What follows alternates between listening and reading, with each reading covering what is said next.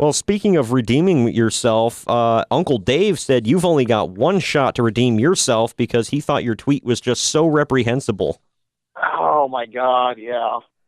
You know what? I'm saying right now, and I'm not trying to weasel out of this, but you sent me that picture, so you should get some responsibility too. Yeah, but I wasn't going to tweet it because I knew what was going to happen. I was like, you know what? I'm going to laugh about this privately and then let it go.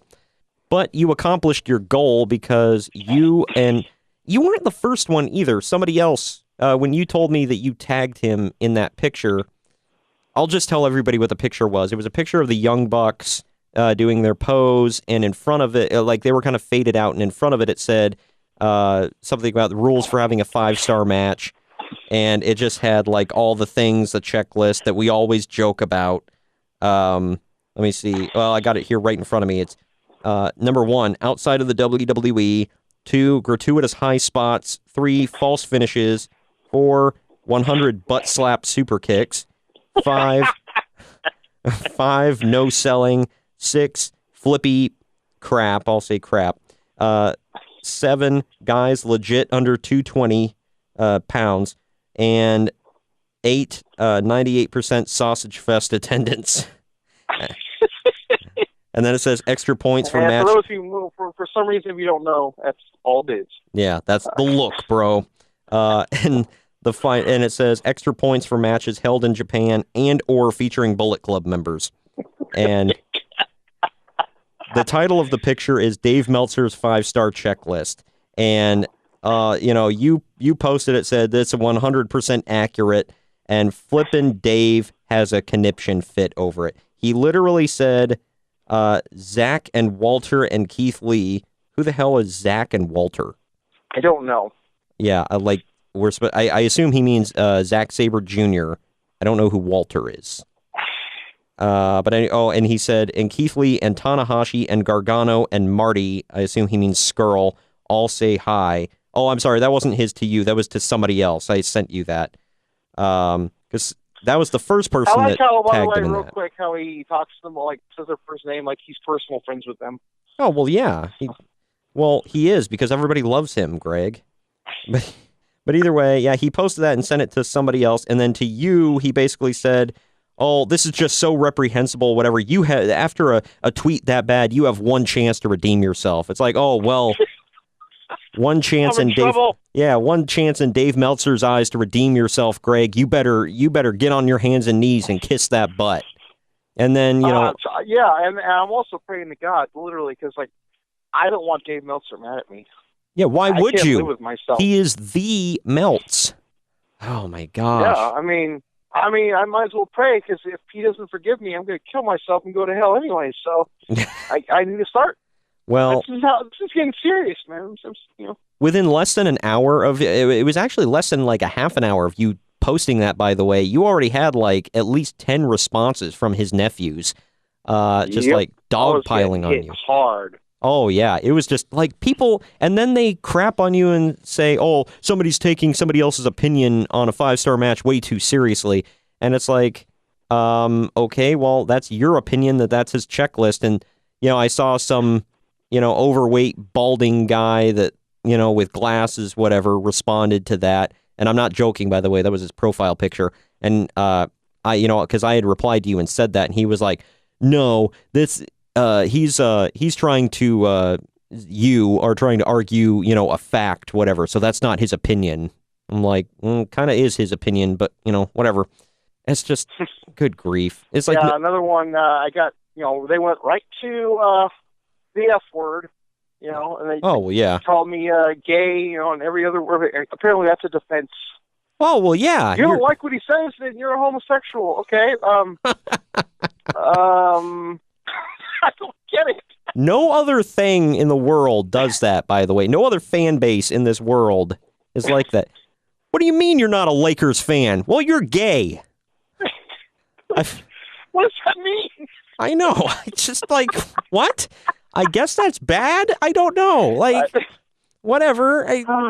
Okay, you do you, bro.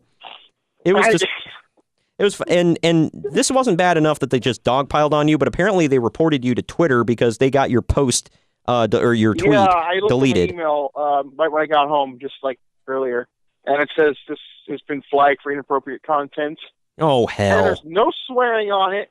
There's no like homophobia. There's no racism, nothing like that. Well, it It's has just the a S picture word that on you there, just Greg. described. Oh yeah. No.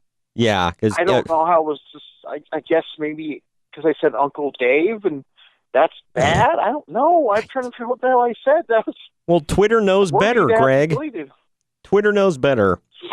My Yeah, God. even Twitter knows the fear Uncle Dave. Exactly, because they need to bend over and take it just like the nephews, okay? You better get it right.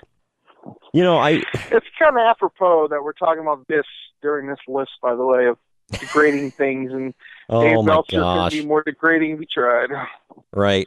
Well, one quick aside right before, and I'm not going to apologize for taking a chunk here at the beginning of the podcast to talk about this because, I don't know, I find it entertaining. I've heard good feedback. People have laughed at us doing this kind of stuff. So I'm not going to apologize for that. And other podcasts take their first 10 minutes of their show to hawk their crap on their websites, okay? So I don't feel bad about this.